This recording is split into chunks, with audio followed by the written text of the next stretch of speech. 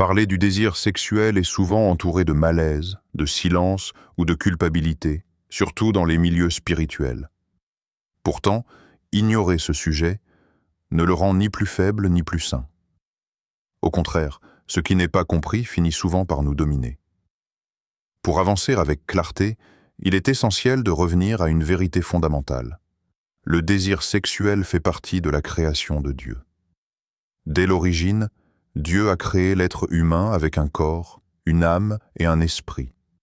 Rien n'a été ajouté par accident. La sexualité n'est pas une erreur, ni une invention humaine tardive. Elle est intégrée dans le plan divin, inscrite dans la nature même de l'homme et de la femme. Dans le récit de la Genèse, Dieu crée, observe et déclare que tout est très bon. Cela inclut le corps, les émotions, l'attirance et la capacité de désirer. Le désir sexuel en tant qu'énergie vitale est donc une composante naturelle de la vie humaine. Il est important de faire une distinction claire. Le désir en lui-même n'est pas un péché. Ce qui devient problématique, ce n'est pas l'existence du désir, mais la manière dont il est géré, dirigé ou déformé. Le désir est comme un feu. Placé au bon endroit, il réchauffe, éclaire et donne la vie. Mal contenu, il peut brûler et détruire. Beaucoup de personnes ont grandi avec l'idée que ressentir une attirance ou une excitation est déjà une faute spirituelle. Cette confusion a engendré honte, peur et silence, alors que la Bible elle-même montre que la tentation n'est pas synonyme de péché. Même Jésus a été tenté, sans jamais pécher. Comprendre cela libère l'esprit. Ressentir une envie sexuelle ne signifie pas être faible, impur ou éloigné de Dieu. Cela signifie être humain. Le véritable combat ne se situe pas au niveau de l'apparition du désir, mais au niveau de la réponse intérieure que l'on choisit d'y apporter. Refuser de reconnaître cette réalité conduit souvent à une lutte intérieure plus intense, car ce qui est réprimé sans compréhension finit par s'exprimer de manière désordonnée. Il existe aussi des périodes où ces désirs deviennent plus forts. Cela peut être lié à des facteurs physiques comme les hormones, l'âge ou la fatigue, mais aussi à des facteurs émotionnels et spirituels. La solitude, le stress, le rejet, l'ennui ou même un vide intérieur peuvent amplifier l'intensité du désir sexuel. Dans ces moments, le corps et l'âme cherchent une forme de soulagement, de connexion ou de réconfort. Le désir sexuel devient alors une réponse à un besoin plus profond, parfois mal identifié. Reconnaître ces saisons de vulnérabilité permet de ne pas se juger durement, mais d'observer avec lucidité ce qui se passe à l'intérieur.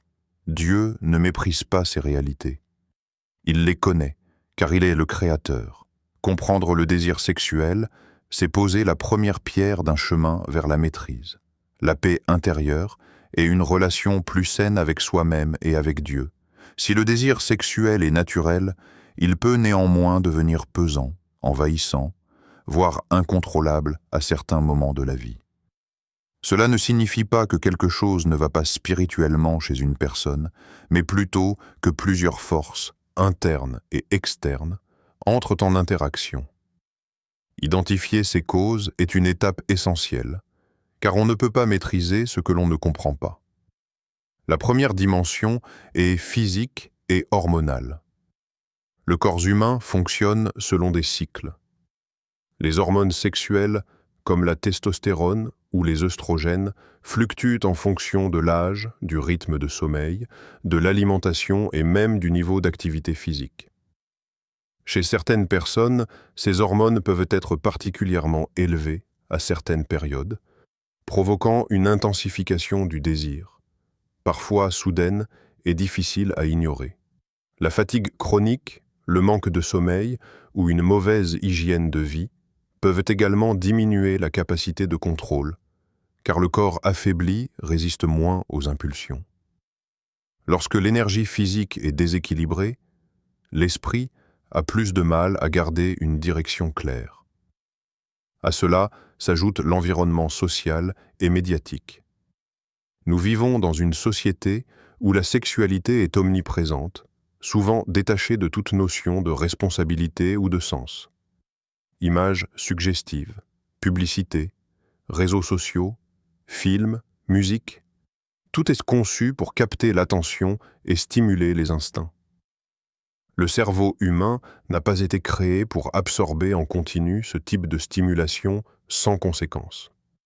Même sans intention consciente, ces images s'impriment dans la mémoire et nourrissent l'imaginaire. Le désir n'est alors plus seulement une réaction interne, mais une réponse constante à des sollicitations extérieures répétées. Plus l'exposition est grande, plus la lutte devient intense.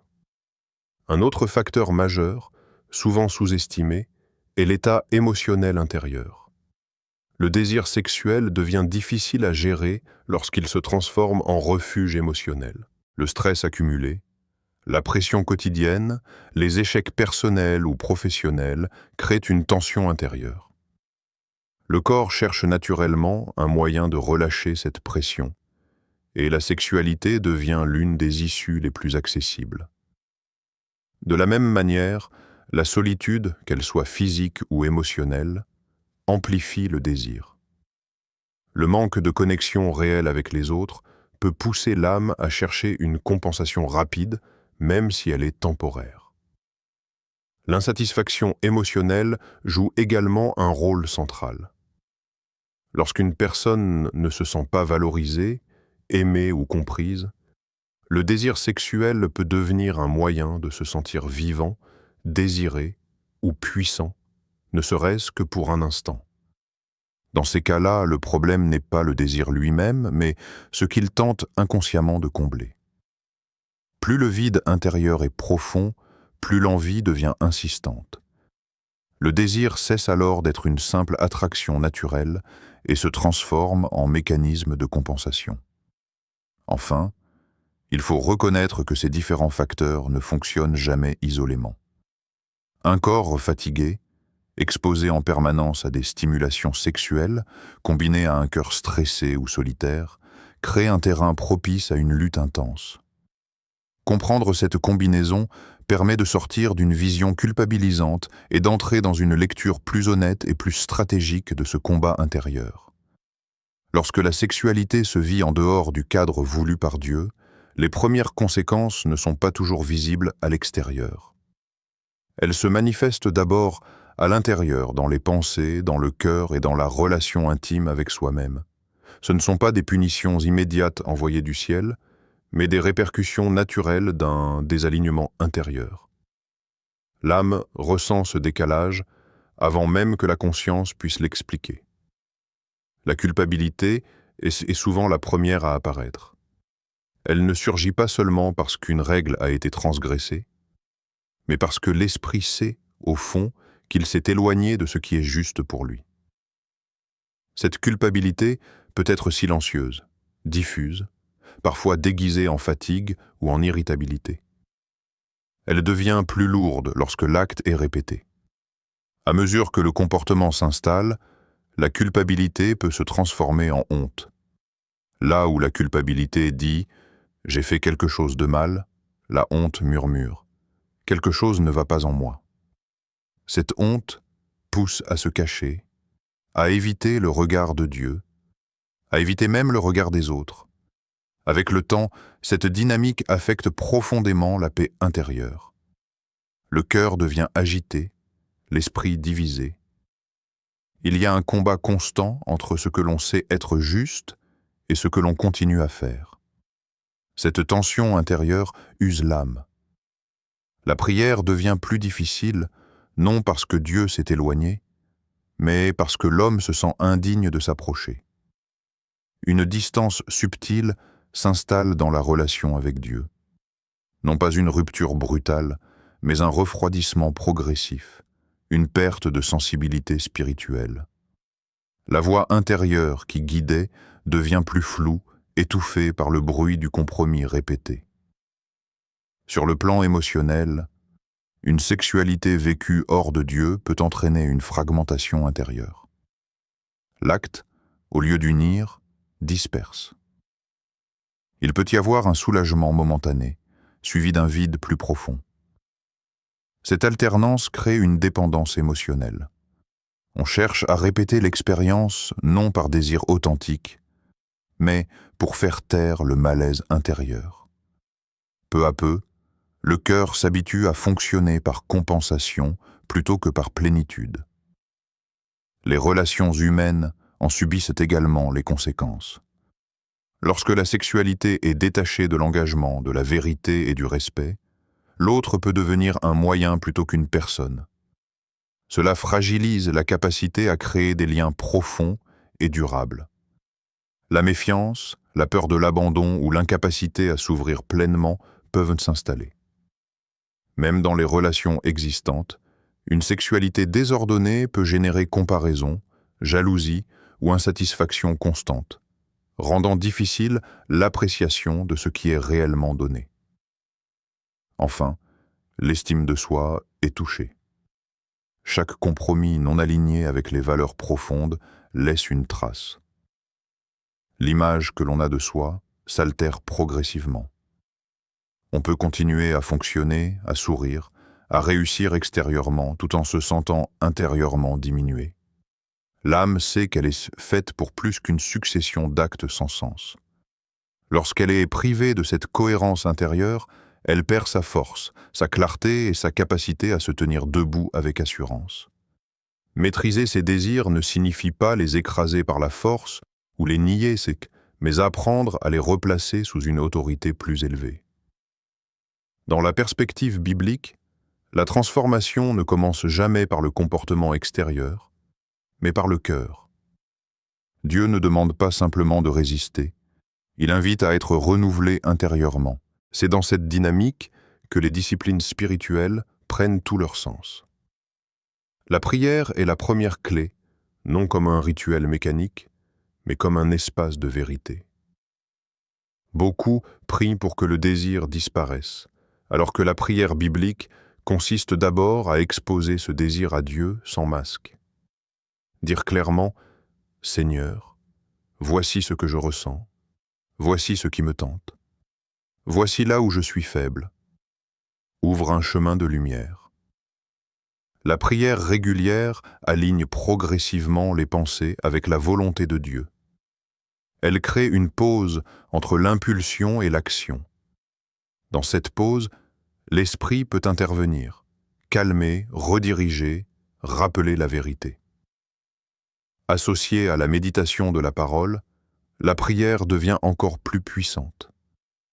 La parole de Dieu ne sert pas seulement à informer, elle transforme. En méditant des passages qui parlent de pureté, d'identité, de maîtrise de soi et de grâce, l'esprit se reprogramme lentement. Ce que l'on nourrit intérieurement finit toujours par influencer ce que l'on désire. Le jeûne, souvent mal compris, est une autre discipline essentielle. Il ne s'agit pas uniquement de se priver de nourriture, mais d'apprendre à dire non à une pulsion légitime pour rappeler au corps qu'il n'est pas le maître. Le jeûne révèle ce qui nous contrôle réellement. Il expose les dépendances cachées et renforce l'autorité de l'esprit sur la chair. En renonçant volontairement à quelque chose de nécessaire, on développe une capacité intérieure à renoncer aussi à ce qui est destructeur. Cette discipline, pratiquée avec sagesse et prière, affine la sensibilité spirituelle et fortifie la volonté.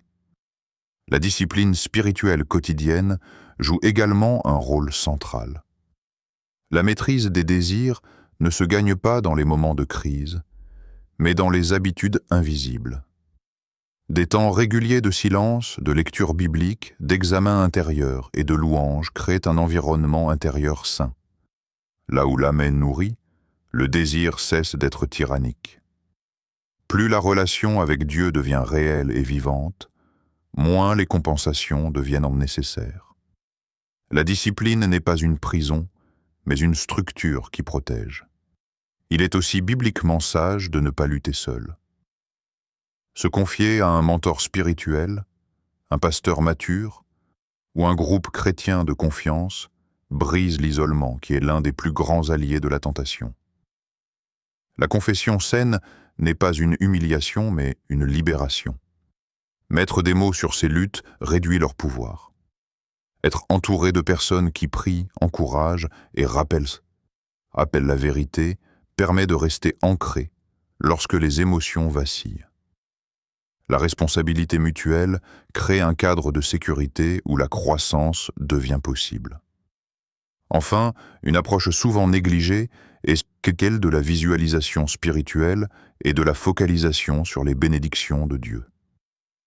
Le désir devient incontrôlable lorsque l'attention s'est fixée sur ce qui manque ou ce qui attire momentanément. À l'inverse, orienter consciemment son esprit vers les promesses de Dieu, vers l'appel personnel, vers la paix, la joie et la liberté qu'il offre, change la direction intérieure. Visualiser la personne que Dieu façonne, la vie alignée, la paix retrouvée et les relations restaurées renforcent la motivation à résister. L'âme a besoin d'une vision plus grande que la tentation pour ne pas y céder. Ces approches spirituelles ne produisent pas toujours un changement instantané, mais elles bâtissent une force intérieure durable. Jour après jour, elles déplacent le centre de gravité du cœur, du désir immédiat vers une vie enracinée en Dieu, capable de dire non sans frustration et oui sans culpabilité. La maîtrise des désirs ne repose pas uniquement sur la volonté ou la spiritualité intérieure. Elle s'incarne dans des choix quotidiens, visibles, parfois simples mais puissants. Le corps, l'environnement et les habitudes jouent un rôle déterminant. Ignorer cette dimension pratique revient à livrer un combat déséquilibré. Dieu agit dans l'esprit, mais il nous appelle aussi à une sagesse concrète dans la manière de vivre. L'activité physique est l'un des moyens les plus efficaces pour canaliser l'énergie sexuelle. Le désir est une forme d'énergie vitale. Lorsqu'elle n'est pas orientée, elle cherche naturellement une sortie. Le sport permet de transformer cette tension en mouvement, en effort, en dépassement de soi. Course à pied, musculation, natation, marche rapide, arts martiaux ou même travaux physiques réguliers aident le corps à relâcher la pression accumulée. Après un effort réel, le mental devient plus calme, les impulsions diminuent et le sommeil s'améliore. Le corps fatigué, sainement, est moins vulnérable aux débordements impulsifs. Les hobbies et activités créatives jouent un rôle complémentaire. Musique, écriture, dessin, apprentissage d'une compétence, bénévolat ou projet personnel offrent à l'esprit un espace d'expression positif. Beaucoup de désirs incontrôlés apparaissent dans les moments d'ennui ou d'inactivité prolongée. Lorsque l'esprit est occupé par une tâche stimulante, il est moins enclin à errer vers des pensées répétitives ou fantasmatiques. Cultiver des passions constructives redonne un sentiment de sens et de progression, ce qui réduit le besoin de compensation immédiate. Un autre pilier essentiel est l'évitement conscient des situations de tentation. Cela demande honnêteté et humilité. Chacun connaît ses points faibles, certains médias, certaines heures de solitude, certains lieux ou certaines fréquentations. La sagesse biblique ne consiste pas à prouver sa force en s'exposant, mais à se protéger avant que la tentation ne devienne trop forte. Limiter l'accès aux contenus sexualisés, filtrer les réseaux sociaux, éviter les films ou musiques qui stimulent inutilement le désir sont des décisions pratiques mais déterminantes. De même, certaines compagnies peuvent normaliser des comportements qui affaiblissent la vigilance intérieure. Choisir ses fréquentations, ce n'est pas juger les autres, c'est protéger son cœur. Créer un environnement favorable à la pureté est une stratégie souvent négligée. L'espace dans lequel une personne vit influence profondément ses pensées. Une chambre en désordre, un téléphone constamment accessible, des écrans sans limite ou une absence de structure quotidienne créent un terrain propice aux dérives. À l'inverse, instaurer des routines claires, définir des horaires, garder des espaces propres et ordonnés Placer des rappels visuels positifs, versets, objectifs, engagement personnel, aide l'esprit à rester aligné. Même de petits ajustements, comme laisser le téléphone hors de la chambre la nuit, peuvent avoir un impact majeur. La gestion émotionnelle est également cruciale. Beaucoup de pulsions surgissent non par désir sexuel pur, mais comme réponse à une émotion mal régulée. Apprendre à reconnaître ce que l'on ressent. Stress, frustration, colère, tristesse, permet de ne pas confondre émotion et besoin sexuel. Des techniques simples de respiration consciente peuvent aider à traverser une montée de tension. Respirer lentement, profondément, en focalisant l'attention sur le souffle pendant quelques minutes, apaise le système nerveux et redonne du contrôle. Cette pause physiologique crée un espace où la raison peut reprendre sa place. Enfin, instaurer des réponses alternatives immédiates est une stratégie efficace. Décider à l'avance de ce que l'on fera lorsqu'une envie surgit, sortir marcher, appeler une personne de confiance, lire, prier, se doucher, écouter une musique apaisante, réduit le temps de négociation intérieure. Plus la réponse est rapide, moins le désir a le temps de s'intensifier. La constance dans ces choix pratiques transforme progressivement les réactions automatiques en habitudes saines. Ces approches pratiques ne suppriment pas le désir, mais elles en réduisent la domination.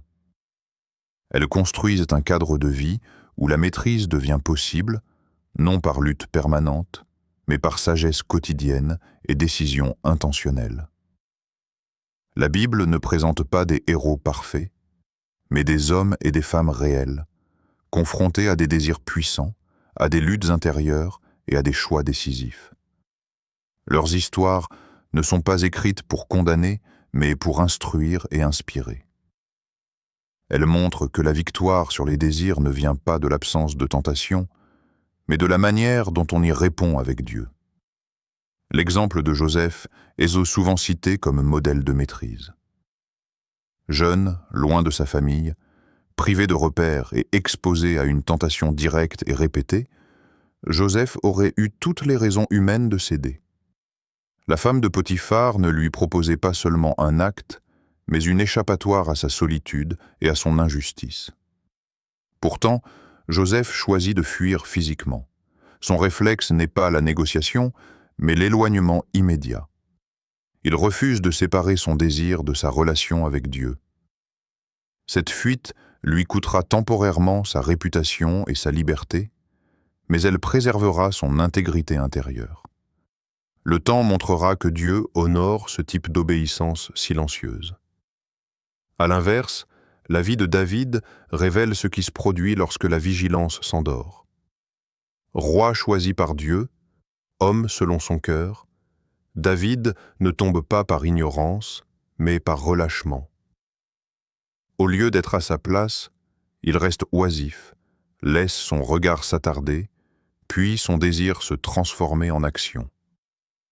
L'histoire de Bathsheba montre comment un seul moment de faiblesse peut déclencher une cascade de conséquences. Culpabilité, mensonge, perte de paix, blessure familiale. Pourtant, David ne reste pas prisonnier de sa chute.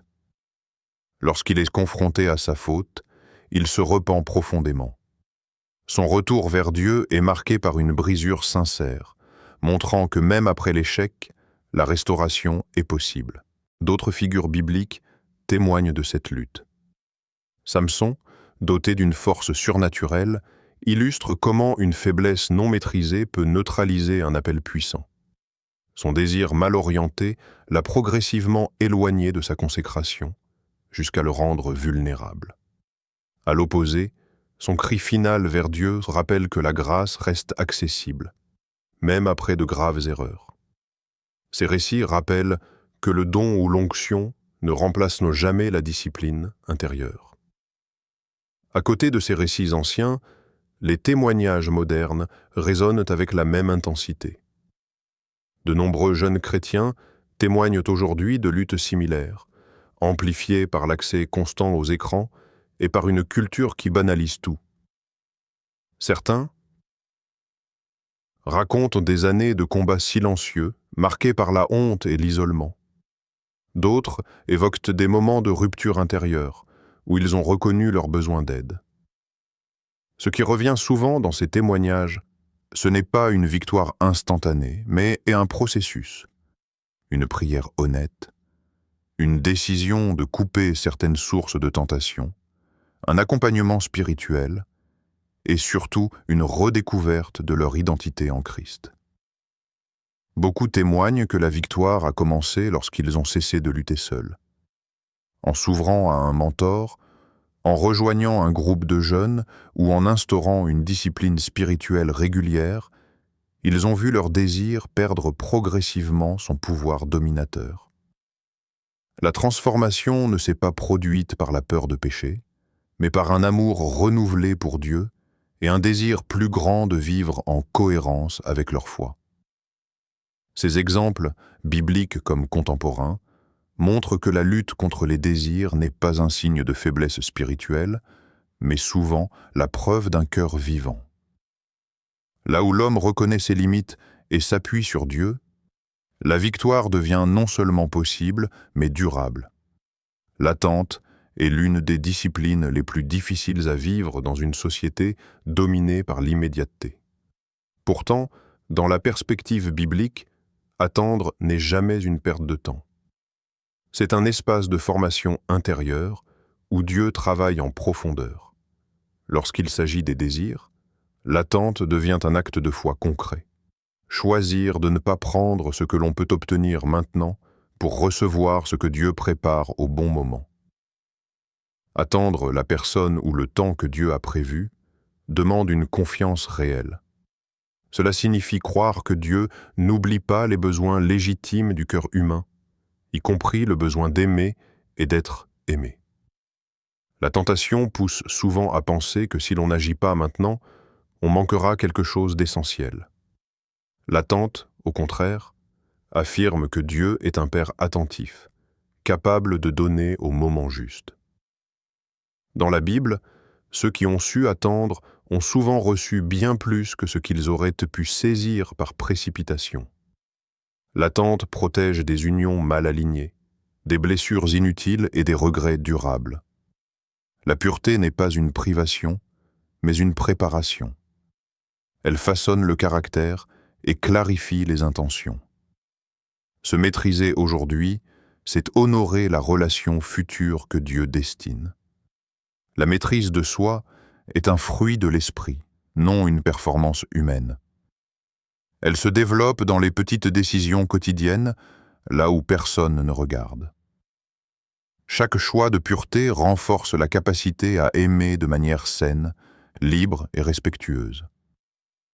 La patience dans ce domaine construit une force intérieure qui dépasse largement la sphère sexuelle et influence toutes les dimensions de la vie. Le combat intérieur exige une foi active. Il ne s'agit pas seulement de croire que Dieu existe, mais de croire qu'il est bon, même lorsque le désir semble insatisfait. La foi permet de tenir lorsque les émotions contredisent la vérité. Elle rappelle que les sentiments sont réels, mais passagers, tandis que les promesses de Dieu demeurent. S'appuyer sur la foi, c'est refuser de laisser une pulsion momentanée définir une trajectoire entière. La persévérance est tout aussi essentielle. La victoire n'est pas toujours linéaire. Il peut y avoir des moments de progrès, suivis de périodes plus difficiles. Persévérer ne signifie pas ne jamais tomber, mais refuser d'abandonner. Chaque fois qu'une personne choisit de se relever, de revenir à Dieu, de reprendre la discipline, elle affaiblit l'emprise du désir sur sa vie. Dieu honore la persévérance sincère, même lorsqu'elle est fragile. Dans cette attente, Dieu ne laisse jamais l'âme vide. Il utilise ce temps pour affermir l'identité, guérir les blessures profondes et enseigner l'amour véritable. Celui qui apprend à attendre Dieu apprend aussi à se connaître, à se respecter et à vivre avec une espérance stable. L'attente devient alors non plus un manque, mais un chemin de maturation intérieure, où le désir est transformé en force maîtrisée, orientée vers une vie pleinement alignée avec la volonté de Dieu. Reconstruire une vie centrée sur Dieu ne commence pas par l'effacement du passé, mais par une redirection du cœur. Le désir, même lorsqu'il a été source de chute ou de confusion, peut devenir une énergie constructive lorsqu'il est réorienté vers sa source première. Dieu ne gaspille rien, ni les luttes, ni les échecs, ni même les faiblesses. Lorsqu'une personne choisit de revenir à lui, le processus de restauration transforme ce qui divisait en une force qui élève. Le premier pas consiste à approfondir la relation personnelle avec Dieu. Une foi centrée sur des règles est fragile, mais une foi enracinée dans une relation vivante transforme durablement. Passer du temps avec Dieu, non pour obtenir quelque chose, mais pour le connaître, change la dynamique intérieure. La prière devient un dialogue, la lecture biblique une rencontre et la présence de Dieu une réalité quotidienne. Plus cette relation devient intime, moins les désirs secondaires occupent la première place. Le cœur humain ne peut rester vide. Ce qu'il ne trouve pas en Dieu, il le cherchera ailleurs. S'engager activement dans des activités qui renforcent la foi est également essentiel. Servir, participer à la vie de l'Église, s'impliquer dans des œuvres solidaires ou des groupes d'études bibliques donne au désir une direction nouvelle. Le besoin d'intensité et de sens, souvent détourné vers la sexualité désordonnée, trouve alors une expression plus élevée. Servir les autres, apprendre, transmettre, prier ensemble crée une satisfaction profonde et durable. Le désir devient moteur de croissance spirituelle plutôt que source de lutte constante. La reconstruction implique aussi une transformation du regard sur soi-même. Beaucoup restent bloqués non par leur faute, mais par une culpabilité excessive. Cette culpabilité, lorsqu'elle n'est pas remise à Dieu, finit par devenir un poids qui paralyse. La grâce biblique ne nie pas la responsabilité, mais elle refuse la condamnation permanente. Apprendre à se relever, à recevoir le pardon et à continuer le chemin est une maturité spirituelle. Tomber n'annule pas l'appel de Dieu. Ce qui compte, c'est la direction prise après la chute. Il est également important d'apprendre à rediriger l'énergie du désir. Le désir est une force de vie, de création et de connexion. Lorsqu'il est orienté vers Dieu, il alimente la passion pour la vérité, la justice, la mission et la croissance personnelle. Beaucoup découvrent qu'en approfondissant leur vocation, en développant leurs dons et en poursuivant un appel clair, le désir cesse d'être un ennemi et devient un allié. Ce qui était source de tension devient une impulsion vers une vie alignée. Enfin, reconstruire une vie centrée sur Dieu demande de la patience envers soi-même. La transformation est un processus. Dieu agit progressivement, souvent dans la profondeur plutôt que dans la rapidité. Accepter cette lenteur apparente permet de rester fidèle sans se décourager. Chaque pas compte, chaque retour vers Dieu renforce la fondation intérieure. La reconstruction n'est pas un retour en arrière, mais une avancée vers une version plus libre, plus consciente et plus enracinée de soi-même en Dieu. Tout au long de ce parcours, une vérité s'est imposée avec clarté. Le désir n'est pas l'ennemi. Ce qui fait la différence, c'est la direction que nous lui donnons. Comprendre que le désir est une part naturelle de l'être humain, reconnaître ce qui le rend difficile à gérer, discerner ses conséquences spirituelles et émotionnelles, puis apprendre à le maîtriser à la fois spirituellement et pratiquement, ouvre un chemin de liberté réelle. Rien de tout cela n'est hors de portée. Ce chemin est exigeant, mais il est possible. La pureté n'est pas réservée à une élite spirituelle, elle est une invitation adressée à tous ceux qui désirent vivre en cohérence avec leur foi et leur identité profonde.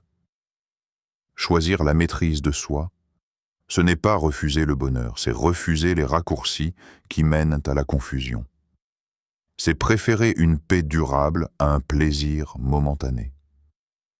C'est croire que Dieu sait mieux que nous ce qui peut vraiment combler le cœur humain. Chaque conseil évoqué a une valeur concrète. Nourrir sa relation avec Dieu par la prière et la parole, instaurer une discipline spirituelle et pratique, éviter consciemment les sources de tentation, s'entourer de personnes de confiance, apprendre à gérer ses émotions, persévérer même après une chute. Pris séparément, ces choix peuvent te sembler simples. Ensemble, ils construisent une vie transformée, stable et alignée. Dieu honore les décisions sincères, même petites, lorsqu'elles sont répétées avec fidélité.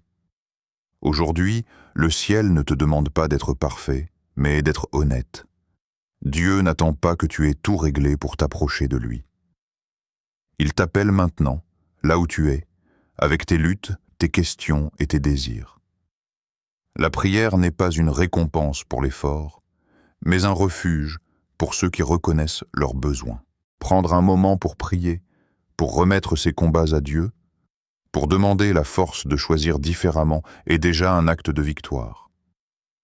Cet appel est aussi un appel à l'engagement personnel. Personne ne peut choisir à ta place.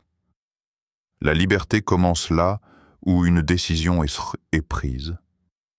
Décider de marcher dans la pureté, ce n'est pas promettre de ne jamais tomber, mais s'engager à ne plus faire de compromis avec ce qui détruit l'âme. C'est choisir de se relever, encore et encore, jusqu'à ce que la victoire devienne un mode de vie. Alors maintenant, la question demeure, simple et directe, mais profondément déterminante. Que vas-tu faire maintenant pour marcher dans la pureté? Ce que tu choisis, après avoir entendu ce message, peut devenir le point de départ d'une transformation durable.